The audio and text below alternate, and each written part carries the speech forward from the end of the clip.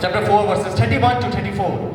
और यहां पर जिक्र है एक औरत का जो सामरी स्त्री है, और लिखा हुआ है कि इसकी मुलाकात या परमेश्वर की मुलाकात इस सामरी स्त्री से हुई एक कुएं पर। और उस कुएं पर हमें मालूम है परमेश्वर बात करने लगा, और जब बात करने लगा बहुत सी बात कर रहा था, और उसके बाद उससे कहने लगा कि मुझे जल पिला। स्त्री ने कहा तेरे पास तो कुछ है ही नहीं, मैं तुझे किस में जल पिलाऊं। यीशु मसीह ने कहा यदि तू मुझे जानती कि मैं कौन और मुझसे कहती मैं तुझे जीवन के जल से भर देता। तुम जो पानी पीते हो फिर प्यासे होते हो, परंतु मैं जो तुम्हें पानी दूंगा तुम फिर प्यासे ना होगे। उसके बाद परमेश्वर ने कहा जा अपने पति को बुला ला। उसने कहा मेरे पास पति नहीं। और यीशु ने कहा तू ठीक कहती है कि तेरे पास पति नहीं, क्योंकि तू 5 पति कर चुकी है, और अब तू जिसके साथ है वो तेरा पति नहीं है। उसे मालूम पड़ गया कि ये कोई आम इंसान नहीं है, और कहने लगी मुझे मालूम है कि तू भविष्यवक्ता होकर आया है, तू उद्धारकर्ता होकर आया है। और अपने घड़े को छोड़कर वो भागकर पूरे सामरिया में यीशु का प्रचार करने लगे। हालेलुया। वो यीशु का प्रचार करने लगे। थोड़ी देर के बाद जो उसके चेले गए हुए थे, उसके चेले लौट कर आए। वो खाना वाना लेने के लिए गए थे, और उसके चेले खाना वाना लेकर लौट कर आए, और यीशु से कहने लगे, इसके 31वीं आयत से पढ़ेंगे, 31वीं आयत से। इस बीच उसके चेलों ने यीशु से ये विनती की। इस बीच उसके चेले खाने लेकर आए, और उसके चेलों ने यीशु से ये विनती की, हे रब्बी कुछ खा ले। हे रब्बी कुछ खा ले। परंतु यीशु ने कहा मेरे पास खाने के लिए ऐसा भोजन है। लिखा हुआ कहने लगा परंतु यीशु ने कहा मेरे पास खाने के लिए एक ऐसा भोजन है जिसे तुम नहीं जानते। ध्यान से सुनिएगा, ये यीशु मसीह और चेलों के बीच की बात है। जाहिर सी बात है, जब यीशु मसीह ने अपने चेलों को भेजा ही था खाना मोल लेने के लिए, और जब वो खाना मोल लेने के लिए गए थे तो वो अपने काम को पूरा करके खाना मोल लेकर वापस यीशु के पास आए। और अब जब से खाना देने लगे, जब से खाना परोसने लगे, तो कहने लगे कि यीशु खाना खा ले।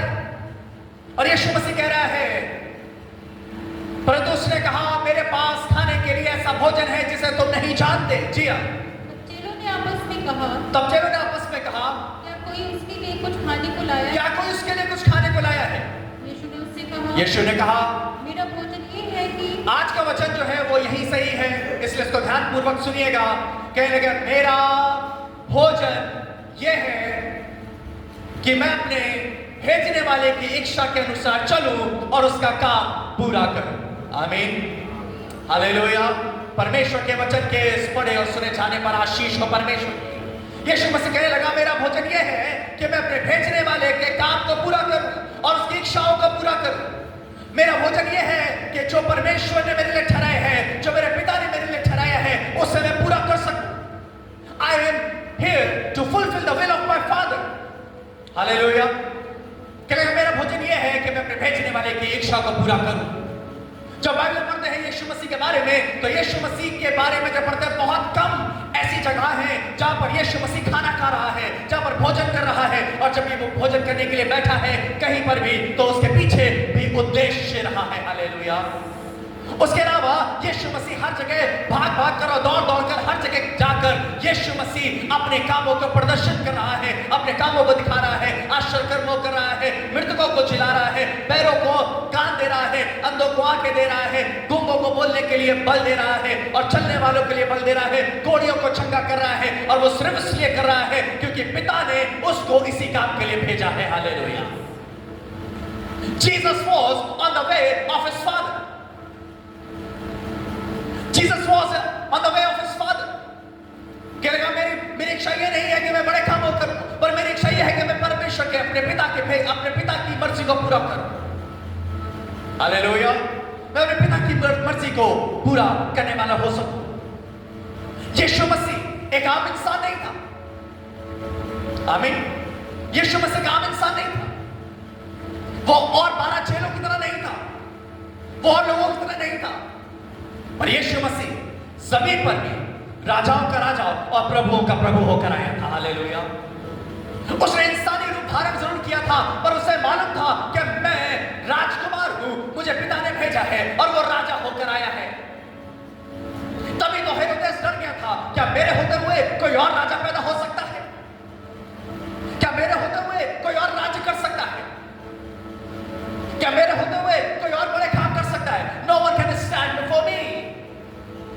पर यीशु मसीह उसके बावजूद भी अपने आप को पूरी नम्रता और दीनता से अपने पिता के समीप रखकर उस काम को पूरा करता रहा जिस काम को करने के लिए उसने भेजा था। कहने लगा, मेरा भोजन यह है कि मैं अपने भेजने वाले की मर्जी को पूरा करूं। हालेलुया। मेरा भोजन यह है कि मैं अपने भेजने वाले की इच्छा के अनुसार चलूं और उसका काम पूरा करूं। आमीन। ऐसा क्यों हुआ है कि यीशु मसीह को भेजा गया है कि वो अपने पिता की मर्जी को, इच्छा को पूरा करे? क्योंकि आदम और हवा को परमेश्वर ने बनाया था, आदम और हवा को पिता ने बनाया था, और इसलिए बनाया था ताकि वो पिता की मर्जी को पूरा करे। हालेलुया। आदम और हवा को बनाया गया था ताकि वो परमेश्वर के समीप होकर उसकी आराधना करें। पिता खुद उससे मुलाकात करने के लिए आया करता था ताकि साथ मिलकर हम कुछ पल आराधना कर सके इस शाम के ठंडे पहर में। पर आदम और हवा उन लोगों में से थे जो पहली क्रिएशन थे, और ये आदम और हवा पहले ही वो लोग थे जो पहली क्रिएशन थे जिन्हें श्राप दिया गया और जिन्हें अदन की वाटिका में से निकाल दिया गया। And they could not fulfil the will of the father. Hallelujah. ये पिता की, ये यहोवा की मर्जी को पूरा नहीं कर सके। They could not fulfil the will of the father. आमीन। परमेश्वर ने शाऊल को राजा बनाने से पछताया, और इसलिए राजा बनाने से पछताया क्योंकि शाऊल परमेश्वर की मर्जी को पूरा नहीं कर रहा था और उसके वचनों पर नहीं चल रहा था और परमेश्वर के अनुसार कामों को नहीं कर रहा था, परमेश्वर की मर्जी को पूरा नहीं कर रहा था। इसलिए परमेश्वर ने कहा है, मैंने यिशै के पुत्र को चुन लिया है, वो मेरे दिल के अनुसार है, और वो ऐसा होगा जो मेरी सारी मर्जी को, जो मेरी सारी इच्छा को पूरा करेगा। Hallelujah. David will fulfil my will. दाऊद मेरी मर्जी को पूरा करेगा। परमेश्वर ने सदोम और अमोरा को, आमीन, जानते हैं सदोम और अमोरा के बारे में? परमेश्वर ने सदोम और अमोरा को पूरी तरीके से नष्ट कर दिया, और इसलिए नष्ट कर दिया क्योंकि इस पूरे सदोम और अमोरा के अंदर एक भी धर्मी नहीं था जो परमेश्वर की मर्जी को पूरा करता।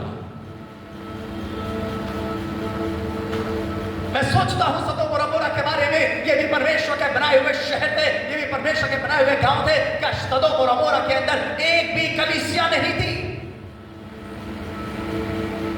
क्या सदोम और अमोरा के अंदर एक भी खादिम नहीं था? क्या सदोम और अमोरा के अंदर परमेश्वर का वचन नहीं था?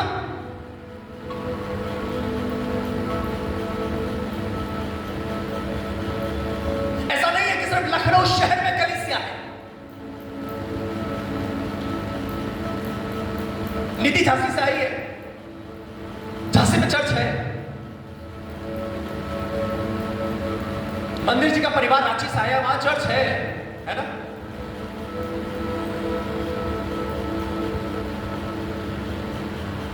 जीतू भैया बिहार से आया, वहां चर्च है। There is church and there is the word of God everywhere.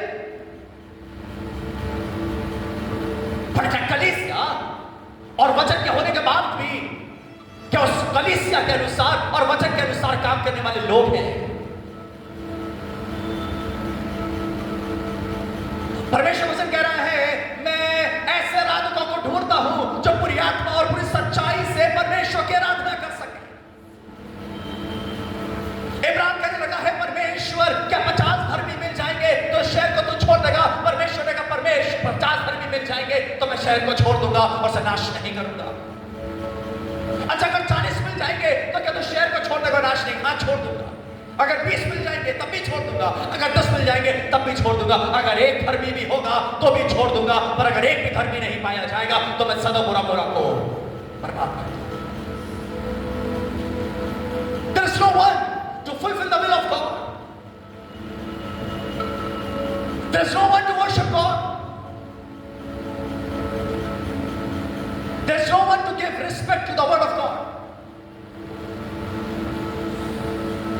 आपको मालूम है मसीह जीवन आज्ञाकारिता का का जीवन है और विश्वासयोग्यता का जीवन है। बाइबल में लिखा हुआ है कि यदि तुम मुझसे प्रेम करते हो तो मेरी आज्ञाओं को मानोगे। वचन के सुनने वाले मत बनो, पर वचन पर चलने वाले बनो। यीशु मसीह ने नीनवे को भी खत्म करने के लिए सोच लिया था, पर उसने योना को भेजा कि जाकर प्रचार कर और प्रचार करके कहे कि मैं नीनवे को खत्म करने पर अच्छी बात यह थी कि योना ने प्रचार किया, नीनवे के लोगों ने प्रचार सुना और प्रचार सुनने के बाद राजा से लेकर जानवर तक सबने उपवास रखा और डांट ओढ़ा और परमेश्वर के समीप आकर रिपेंट किया and then God forgive the city of Nineveh. Hallelujah. Yeshu Masih कह रहा है मेरा भोजन यह है कि मैं अपने भेजने वाले की इच्छा पूरी करूं और उसके कामों को पूरा करूं जिस काम को परमेश्वर ने ठहराया है, जिस काम को पिता ने ठहराया है। यीशु मसीह कह रहे मैं खुद नहीं आया हूं, मुझे भेजा गया है। हालेलुया। मैं खुद नहीं आया हूं, मुझे भेजा गया है।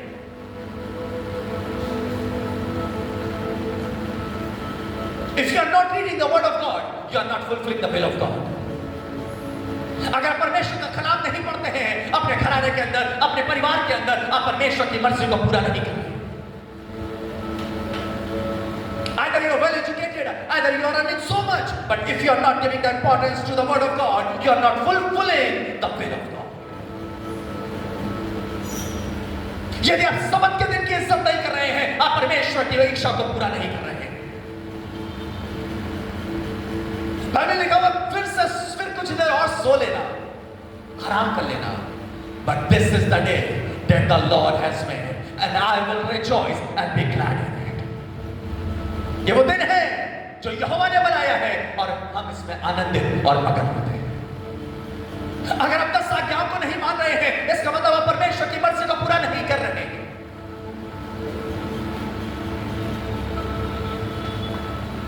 यीशु मसीह का एक एक कदम जो रखा जाता था, एक एक कदम पर वो अपने पिता की मर्जी को पूरा करता था। वो याईर के घर में इसलिए गया ताकि वो अपने भेजने वाले की मर्जी को पूरा करे। वो लाजर की कब्र पे इसलिए खड़ा है ताकि वो अपने भेजने वाले की मर्जी को पूरा करे। वो 10 कोड़ियों को इसलिए चंगा कर रहा है ताकि वो अपने भेजने वाले की मर्जी को पूरा करे। वो 5 साल की भीड़ को 5 रोटी और 2 मछली से इसलिए खिला रहा है ताकि वो अपने भेजने वाले की मर्जी को पूरा करे। I did it. हालेलुया। उसने वो काम किया। वो परमेश्वर के अपने पिता के समीप बना रहता था। मुझे नहीं पता आप कितना थक जाते हैं और मुझे नहीं पता कि आप कितनी देर सोते हैं, मुझे नहीं पता आप कितनी देर काम करते हैं और आप कितनी देर आराम करते हैं, पर मुझे ये वाली बात मालूम है जिस जिंदा खुदा की हम सेवकाई कर रहे हैं वो दिन के उजाले में चंगाई और आश्चर्य क्रम किया करता था और रात के अंधेरे में वो गत्समनी के पहाड़ पर घुटने टेककर अपने पिता से प्रार्थना किया करता था। हालेलुया। आज हम होल नाइट प्रेयर की बातें सुनते हैं, हमने भी कलीसिया में होल नाइट प्रेयर बार-बार की है, पर यह होल नाइट प्रेयर आज ही से शुरू नहीं हुई है, पिछले 10 साल पहले तो शुरू नहीं हुई है, 20 साल पहले तो शुरू नहीं हुई है, पर यह होल नाइट प्रेयर 2000 साल से चली आ रही है और यह होल नाइट प्रेयर का आगाज यीशु मसीह ने किया है। हालेलुया।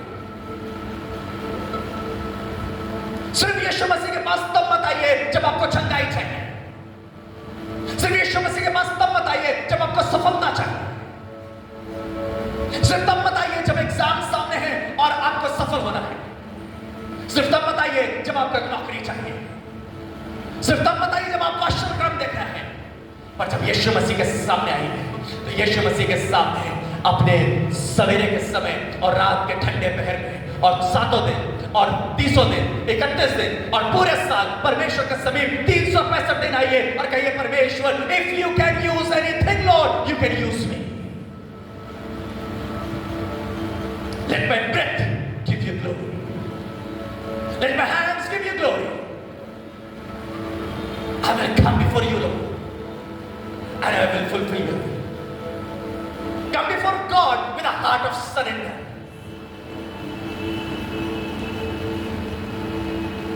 लंबी लिस्ट को लेकर यीशु मसीह के सामने न बताइए, पर कहिए परमेश्वर, तेरे राज्य और धर्म मेरे लिए ज्यादा कीमती है।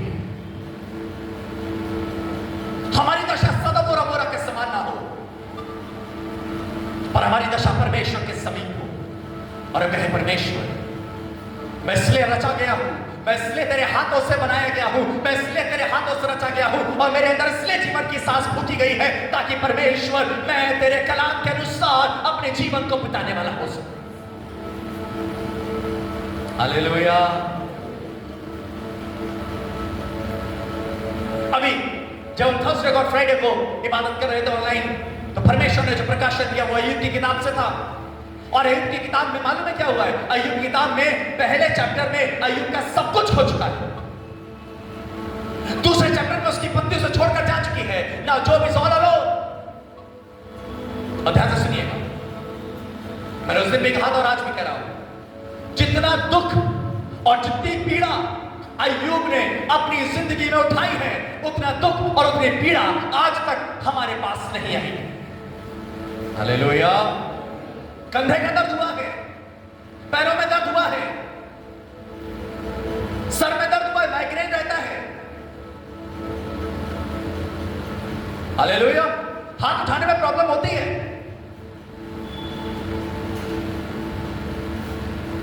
आंखों से दिखाई नहीं देता है। पर अय्यूब वो था जिसका एक ही दिन में 10 बच्चे मर गए। अय्यूब वो था जिसका एक ही दिन में सारी भेड़ें मर गई, एक ही दिन में सारे ऊंट मर गए, एक ही दिन में उसका घर खत्म हो गया, और एक ही दिन दूसरे दिन के अंदर वो रात पर बैठ गया, तीसरे दिन उसके फोड़े निकल आए, उसके शरीर पर फोड़े निकल आए। पर उसके बाद कहने लगा, मुझे मालूम है मेरे यहोवा ने जो मेरे लिए ठाने, 23वें चैप्टर में कह रहा था, 23rd चैप्टर में। And you know what was amazing in the book of job, दूसरे चैप्टर से लेकर 33 चैप्टर तक, दूसरे चैप्टर से लेकर 33 चैप्टर तक God was not speaking to Job. Yahowa बात ही नहीं कर रहा था, God was so silent. Ayyub के दोस्त बात कर रहे थे, वो 3 दोस्त जो आए थे वो बात कर रहे थे, but God was all silent. जरा सोचिए, आप प्रार्थना कर रहे हैं, जवाब नहीं मिल रहा है, आप उपवास कर रहे हैं, जवाब नहीं मिल रहा है, God was all silent. But you know what happened, फिर भी वो कहने लगा, अय्यूब कहने लगा, मुझे ये मालूम है यहोवा ने जो मेरे लिए ठान लिया है अवश्य वो मेरे लिए पूरा करेगा, और उसके मन में ऐसी बहुत सी इच्छाएं मेरे लिए हैं। वो कहने लगा, मुझे तो निश्चय है कि मेरा छुड़ाने वाला जीवित है। बच्चे मर गए हैं, बीवी छोड़कर जा चुकी है, रात पर बैठा हुआ है, यह शहर का सबसे धनी इंसान था जो सबसे गरीबी हालत में जी रहा है। उसके बावजूद भी कहने लगा, मैं 22nd, 23rd, 24th, 25th chapter में जब आप पढ़ेंगे लिखा हुआ है, मैं यहोवा के मार्ग को पकड़े हुए हूं और उसी पर चलता हूं। You want to read? आइए पढ़ते हैं इस बात को, ये बात तो उत्साहित कर रही है। 23 chapter, book of Job chapter 23 verse 11, अय्यूब की किताब उसका 23वां और उसकी 11वीं और 12वीं आयत को पढ़ेंगे और सुनिएगा, ध्यान से सुनिएगा परमेश्वर कलाम क्या सिखा रहा है। आज हम बात करें, परमेश्वर तेरी मर्जी पूरी हो, not my will but Lord let your will be done. Ayyub के पास कोई नहीं, कोई रिश्तेदार नहीं। आज बच्चों के पास मां बाप है, पत्नी के पास पति है, पति के पास पत्नी है, अकाउंट में पैसा है, नौकरी है, गाड़ी है, सब कुछ है। अय्यूब के पास कुछ नहीं। ये जो कंडीशन है अय्यूब की, इस कंडीशन में जॉब के पास कुछ नहीं है। Hallelujah. But you know what, God is also not speaking to Job. मुझे बताइए, जब किसी को बेचैनी रहती है तो क्या वो रात में चैन से सो पाता है? कई बार लाइट बंद हो जाती है पर आंखें खुली रहती है। हालेलुया। होता है ना, एग्जाम अगले दिन है या एग्जाम का रिजल्ट अगले दिन आता है, सवेरे 10 बजे रिजल्ट आना है, लाइट बंद हो चुकी है पर आंखें खुली हुई है, बेचैनी। मुझे लग रहा है अय्यूब भी जब रात के पहर में होता होगा, सब अंधेरा हो जाता होगा, अय्यूब की आंखें खुली रहती होंगी, परमेश्वर आज तो मुझसे बात कर, परमेश्वर आज तो मुझसे बात कर, बात नहीं करता था। पर यहां पर वो एलिपज को ये उत्तर देने लगा और कहने लगा 11वीं आयत में, मेरे पैर उसके मार्गों में स्थिर रहे। क्या कह रहा है? मेरे पैर उसके मार्गों में स्थिर रहे और मैं उसी का मार्ग बिना मुड़े थामे रहा। Even though he lost everything, now his hands are empty. उसके हाथ खाली हैं, पर उसके बावजूद भी कहने लगा मेरे पैर उसके मार्गों में स्थिर रहे और मैं उसी का मार्ग बिना मुड़े थामे रहा। उसकी आज्ञाओं का पालन करने से मैं ना हटा। हालेलुया। क्या कह रहा है? उसकी आज्ञा का पालन करने से मैं ना हटा और मैंने उसके वचन अपनी इच्छा से कहीं अधिक काम में जानकर सुरक्षित रखे हैं। Hallelujah. Even though he don't have anything, he lost everything. कुछ भी नहीं है। पता नहीं शायद फटे कपड़े पहनकर बैठा होगा, लोग इसका मजाक बना रहे होंगे। ये शहर का सबसे धनी इंसान है, जो शहर का सबसे गरीब इंसान बन चुका है। But then also he is saying one thing, मैं उसकी आज्ञाओं का पालन करने से नहीं हटा और उसके वचन अपनी इच्छाओं से कहीं अधिक काम में लाकर सुरक्षित रखे। I will walk according to the word of God, क्योंकि मैं इसलिए बनाया गया हूं, मेरी जिंदगी इसलिए बनाई गई है ताकि मैं पिता की मर्जी को पूरा कर सकूं, मैं अपने भेजने वाले की मर्जी को पूरा कर सकूं। चौथी आयत में कहने लगा जो कुछ मेरे लिए उसने ठान लिया है उसी को वो पूरा करता है और उसके मन में ऐसी ऐसी बहुत सी बातें रहती हैं। और 42वें चैप्टर में जब परमेश्वर ने इसे आशीषित किया तो लिखा हुआ है जो कुछ अय्यूब का खो गया था परमेश्वर ने सब कुछ उसको दुगना लौटा दिया। Hallelujah. This was the reward of obedience and this was the reward, क्योंकि उसने अपने पिता की मर्जी को पूरा किया था। अपनी सबसे खराब परिस्थितियों में वो परमेश्वर की आज्ञाओं को थामे रहा। अपनी जिंदगी के सबसे बुरे हालातों में वो परमेश्वर के मार्गों पे बना रहा और उसके वचन को उसने सुरक्षित रखे हैं। क्या सदोम और अमोरा में कोई अय्यूब नहीं पाया गया? क्या नीनवे में कोई अय्यूब नहीं था? ये परमेश्वर का कलाम जो जीवित है, क्या उसको पढ़ने वाला कोई नहीं था? यूहन्ना किताब उसका 6 बाब उसकी 37वीं आयत से लेकर 40वीं आयत तक पढ़ेंगे। Book of John chapter 6 versus 37 to 40। और यीशु मसीह कह रहा है यहां पर यूहन्ना किताब उसका 6 बाब 37 आयत से उसकी लेकर 40 आयत तक।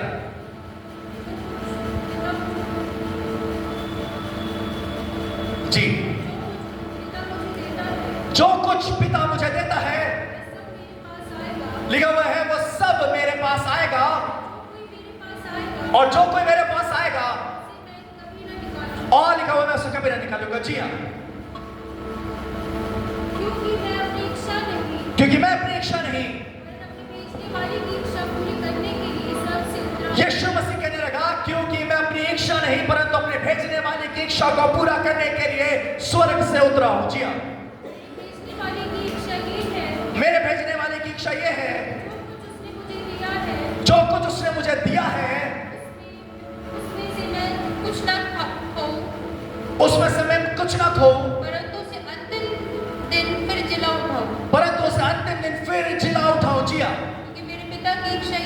क्योंकि मेरे पिता की इच्छा ये है जो कोई पुत्र को देखकर विश्वास करे वे अनंत जीवन पाए। जी, और फिर मैं उसे अंतिम दिन फिर से जिला उठूं। Hallelujah, hallelujah.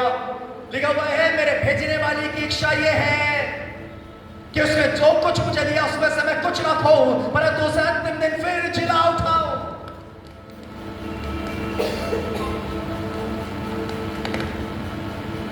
First John chapter 3 verse 8। पहला यूहन्ना 3 बाब उसकी 8वीं आयत को पढ़ेंगे। लिखा हुआ है मैं इसलिए आया हूं ताकि अपने भेजने वाले की इच्छा को पूरा कर सकूं, अपने भेजने वाले की मर्जी को पूरा कर सकूं। और उसकी मर्जी क्या है? पहला यूहन्ना उसका 3 बाब उसका 3 बाब उसकी 8वीं। First John chapter 3 verse 8।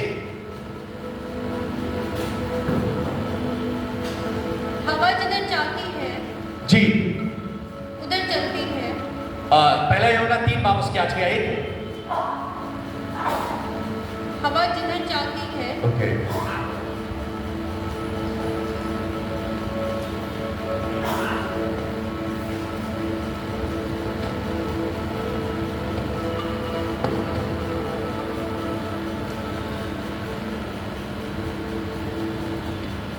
First John chapter 3 verse 8। जो कोई पाप करता है जो कोई पाप करता है वह शैतान की ओर से है, वो शैतान की ओर से है, क्योंकि शैतान आरंभ ही से पाप करता आया क्योंकि है। शैतान आरंभ ही से पाप करता है। देखिए पिता की मर्जी को कैसे पिता पुत्र अपनी जिंदगी में पूरा करने के लिए जमीन पर उतरा है।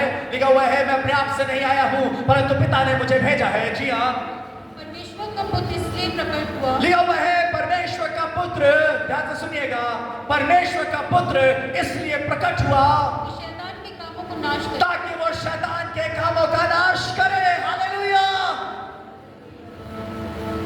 वो शैतान के काम जो हमारी जिंदगी में होते हैं इसलिए वो प्रकट हुआ है ताकि हमारी जिंदगियों से वो शैतान के कामों का नाश करे।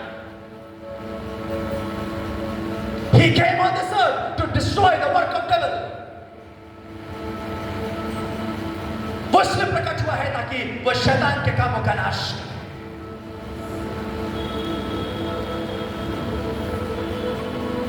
शैतान चतुर है, हमें फंसाने की कोशिश करता है, हमें नाश करने की कोशिश करता है, पर यहोवा का वचन कहता है चोर किसी और काम के लिए नहीं आता है, पर वो चोरी करने, घात करने और नाश करने के लिए आता है। परंतु मैं आया हूं ताकि तुम जीवन पाओ और अधिकारी का अनंत जीवन पाओ। I came to destroy the work of evil. Hallelujah.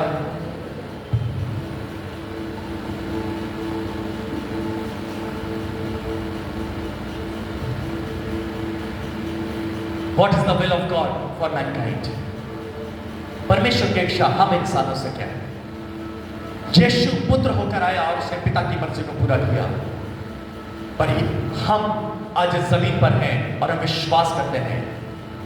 What is the will of God?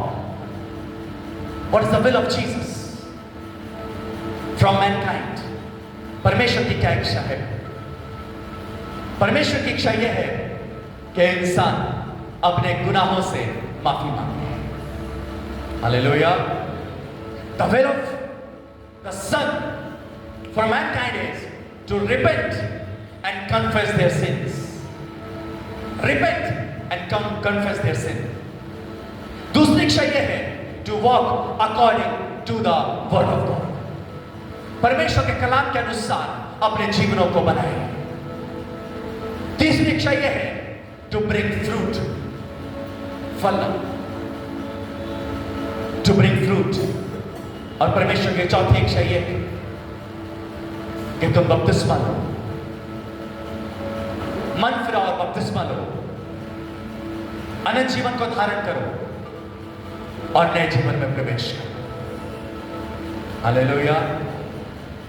जो पिता की मर्जी को पूरा करते हैं परमेश्वर का राज उन्हीं का है।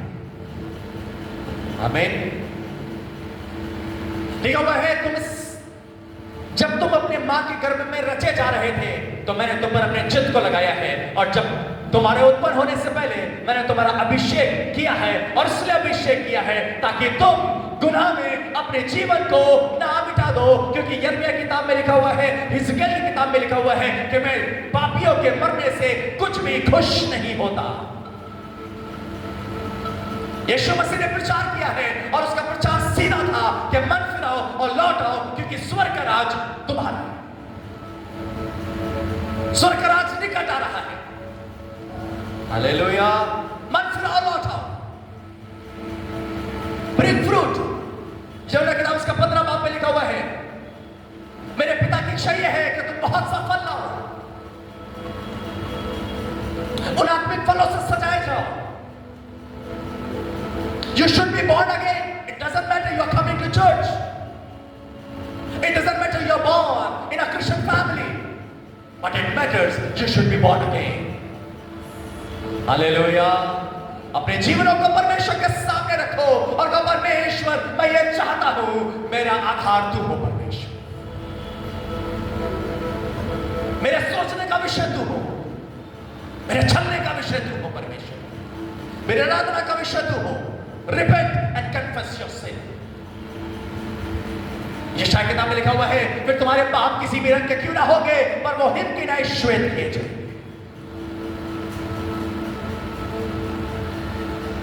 With sin we cannot enter into the kingdom of God. यीशु मसीह क्यों आया जमीन पर? उसे जरूरत क्या थी जमीन पर आने की?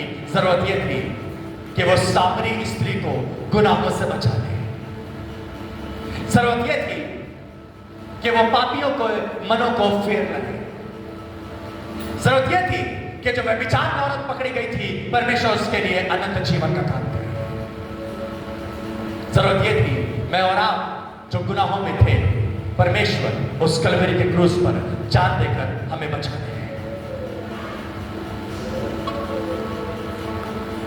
This is the will of God, God's people. सिर्फ इतना काफी नहीं है कि हम संडे को चर्च आ गए, पर जरूरी है मेरे रोजमर्रा के जीवन में, जैसे मैं खाना खाता हूं, जैसे मैं कपड़े पहनता हूं, जैसे मैं फोन का इस्तेमाल करता हूं, उसी तरीके से मैं अपने पिता की मर्जी को भी पूरा करूं। मैं दुआ करने के लिए उसके समीप आऊं, मैं वचन को पढ़ने के लिए उसके करीब आऊं, आराधना करने के लिए उसके करीब। बेहद अफसोस की बात यह है, बेहद अफसोस की बात यह है, आज बहुत कम ऐसे परिवार हैं, बहुत लिमिटेड मसीह परिवार हैं, जहां पर आज भी फैमिली प्रेयर रात में होती है या किसी समय। There are very few families साथ बैठते जरूर हैं, पर साथ आराधना नहीं कर रहे हैं। साथ बैठते जरूर हैं, पर साथ में वचन का अध्ययन नहीं कर रहे हैं। जब पिता अपने बच्चे से बोलता है इस कलाम को पढ़ो, उसमें क्या लिखा है, तो बच्चा कहता है आप ही पढ़ के सुना दीजिए। मैं नहीं पढ़ सकता, मैं नहीं पढ़ सकता। कलाम चल रहा है, मां बाप चाहते हैं कि हमारे बच्चे वर्षन में पढ़े, घर में आराधना हो रही है, पर शायद बच्चा एक तरफ अपने फोन को लेकर बैठा हुआ है।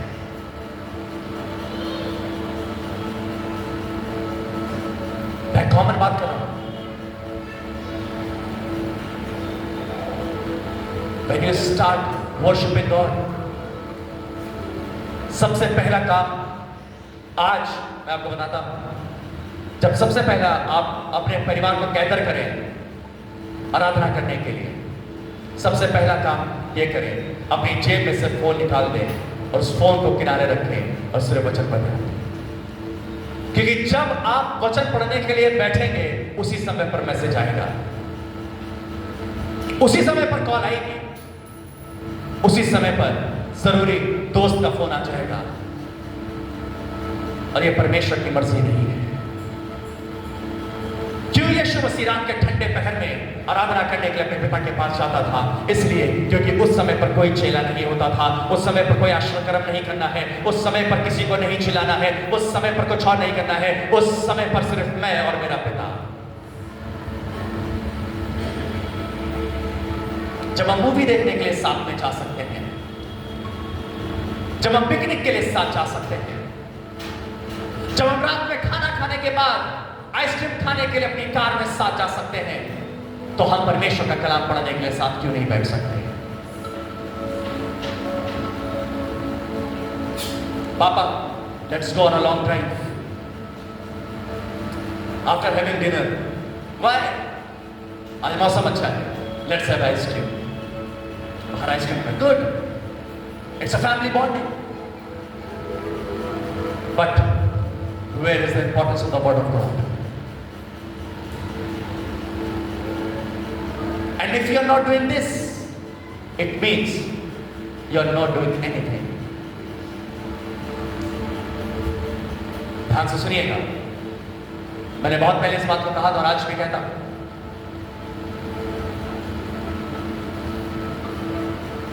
रोटी रोटी ताकत देती है, जीवन नहीं देती। शैतान ने यीशु को फरमाया कि पत्थर से कहते रोटी बन जाए। यीशु ने कहा मनुष्य सिर्फ रोटी से जीवित नहीं रहेगा, पर हर एक कलाम जो उसके मुख से निकलता है उससे वो जीवित रहेगा। क्या मालूम था शैतान, क्या मालूम है शैतान ये जानता था कि यीशु राजा है,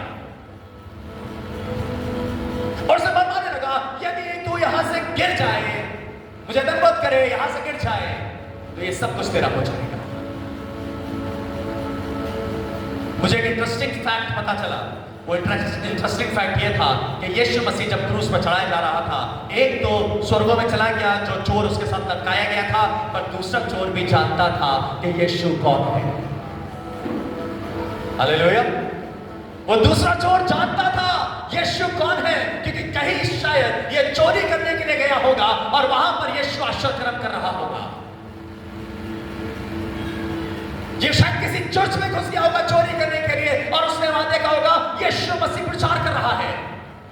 अब मालूम है पहला चोर क्या कह रहा था? तू तो परमेश्वर का पुत्र है, अपने आप को भी बचा ले और हमें भी बचा ले। तू कह देगा और आसमानों से टोलियां उतर आएंगी तुझे बचाने के लिए, हमें भी बचा ले। तू अपने आप He knew who was Jesus, right?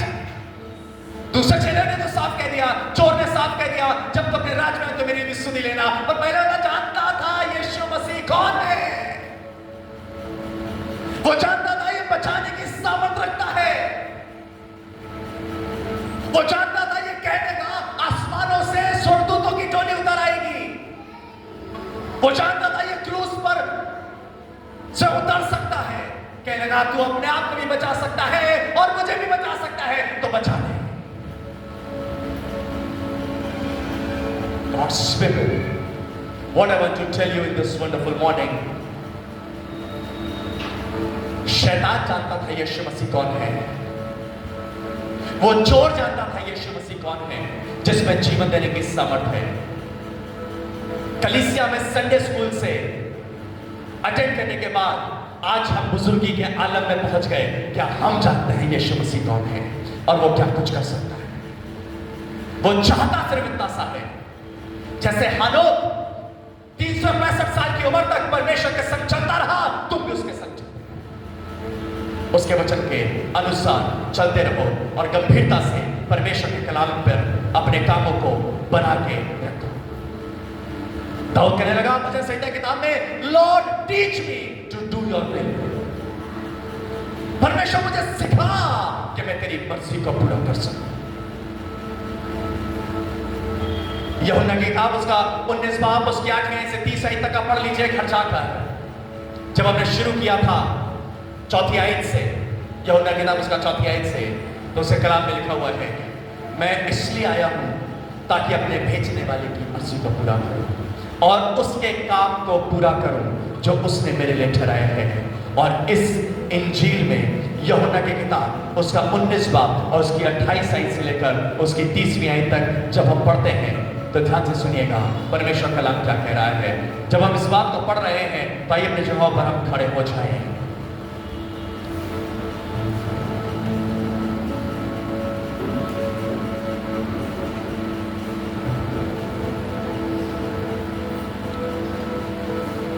मेरा भोजन यह है कि मैं अपने भेजने वाले की इच्छा को पूरा करूं और जो काम उसने ठहराया है मैं उसे पूरा करूं। आमीन, hallelujah. Why you are coming to church? ताकि जिसने हमें बनाया हम उसकी मर्जी को पूरा करें, हमारा बना करें और उसकी मर्जी को पूरा करें।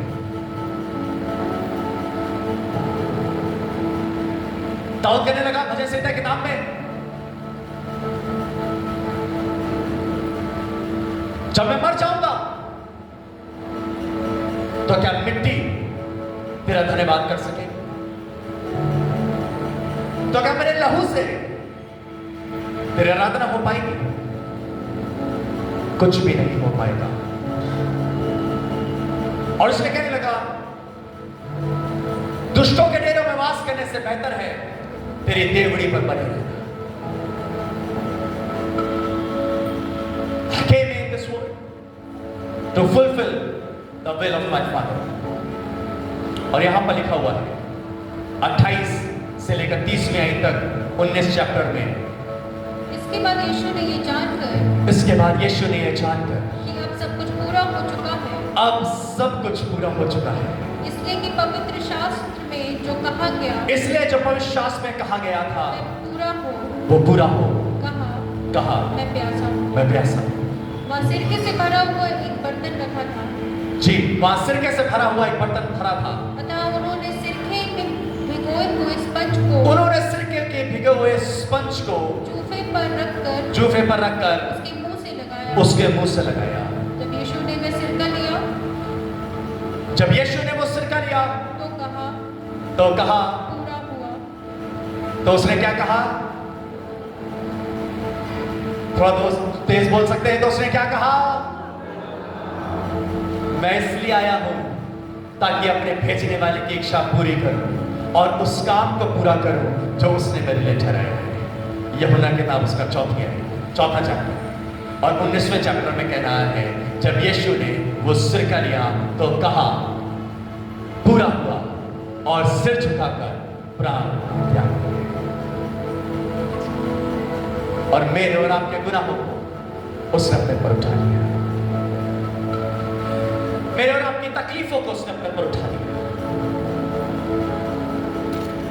परमेश्वर के लोगों, परमेश्वर में विश्वास करने वालों, I want to encourage you this morning. अगर आप बहुत कुछ नहीं कर पाते हैं, अगर आपको आराधना करनी नहीं आती है,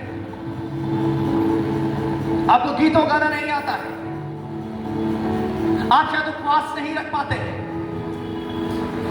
पर अपने जीवन में इस कलाम को इस्तेमाल में जरूर से लाएं।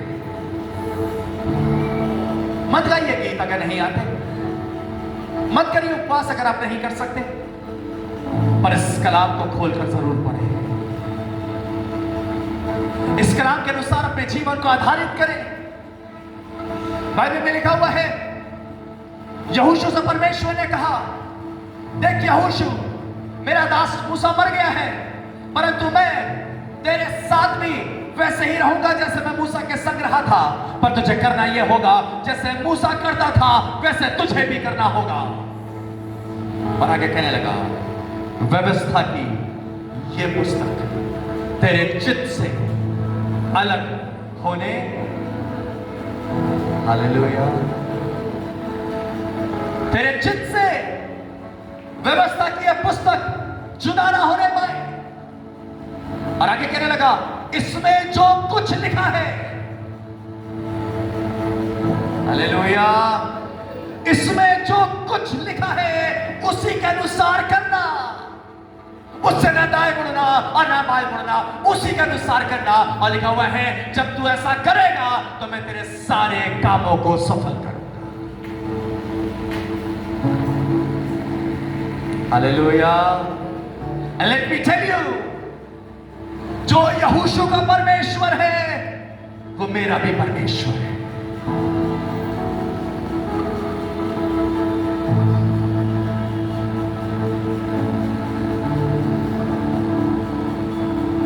मुझे नहीं पता आज जो कलीसिया में जितने लोग खड़े हुए हैं, मुझे माफ करिएगा अगर आपको मेरी बात खराब लगेगी,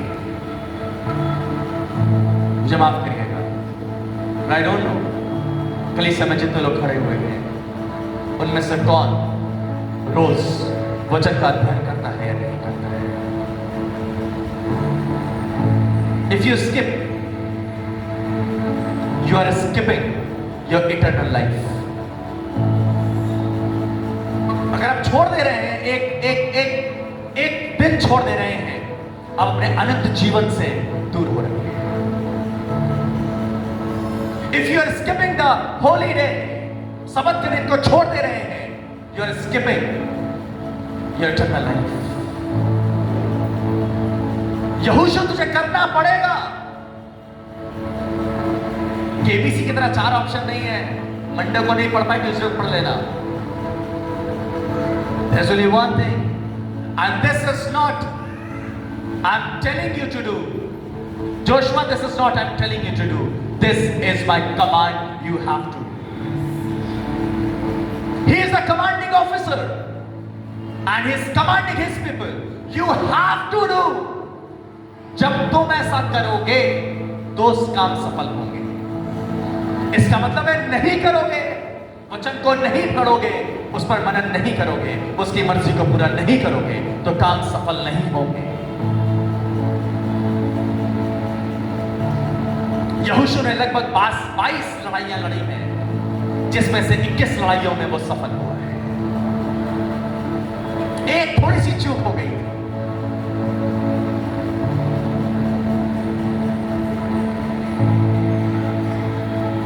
ऐ हमारे बाप जो तू आसमान में है, तेरा नाम बोलिए, तेरी बादशाहत है, तेरी इच्छा जैसे स्वर्ग में पूरी होती। स्वर्ग में पूरी कौन कर रहा है?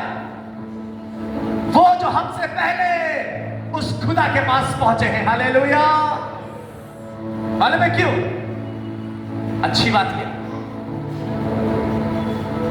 जो हमसे पहले खुदा के पास पहुंचे हैं उन्होंने अपना नया आईफोन खरीदा था, पर स्वर्गों में नहीं ले जा पाए। उन्होंने नई चीजें खरीदी थी पर स्वर्गों में नहीं ले जा पाए। नई गाड़ी खरीदी थी, स्वर्ग में नहीं ले जा पाए। नए सोने के कंगन बनाए थे पर स्वर्ग में नहीं ले जा पाए। मैं आपसे ये नहीं कह रहा हूं आप ऐसा ना करिए। अपने लिए, अपनी पत्नी के लिए, अपने बच्चों के लिए खूब जोड़िए, सोना जोड़िए, चांदी जोड़िए, आईफोन दिलाइए, गाड़ियां दिलाइए, सब कुछ दिलाइए। बट मैं बताना चाहता हूं उसका आनंद सिर्फ जमीन पर है, इससे ज्यादा कहीं नहीं है। पर स्वर्गों में तो वो स्वर्गदूत उसकी इच्छा को पूरी करते हैं और कहते रहते हैं, पवित्र पवित्र पवित्र सेनाओं के यहोवा तू पवित्र है। और लिखा हुआ है जैसे तेरी मर्जी आसमानों में पूरी होती है, वैसे ही जानकीपुरम कलीसिया में भी तेरी मर्जी पूरी हो। Let me be the one who can fulfill the will of God. Don't skip God. Don't skip the word of God. Don't skip the spirit of God in your life. Don't skip.